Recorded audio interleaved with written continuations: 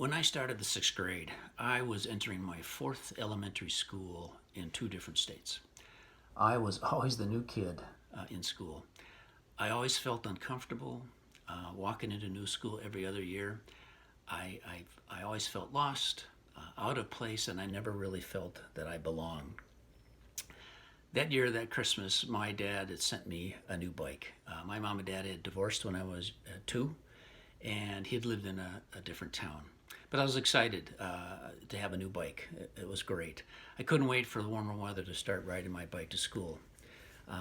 However, my excitement turned to shame that spring day that I did start riding to school. I discovered that my bike, with those wide handlebars, the big cushy seat, fat tires, wasn't the cool bike. Mike and Carl were my classmates, and they also rode their bikes to school that day. Their bikes were a bit different.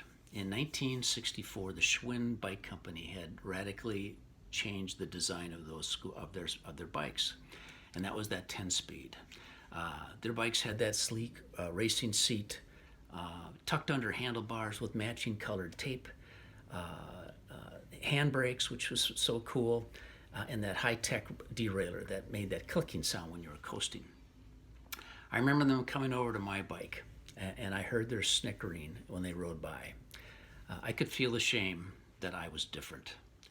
I started seventh grade, determined to fit in, and I hung out with the in crowd, which happened to be the same guys that made fun of me and my bike. But when hanging out with them, I always still felt that I was low on their pecking order of their hierarchy. Still feeling lost, still not belonging, and still feeling like I did when I was that new kid in school. But I did some things to gain their approval, and I'm sure I would have ended up in juvenile court had I been caught. Things changed when I started in the eighth grade. I met Chris in my confirmation class at church.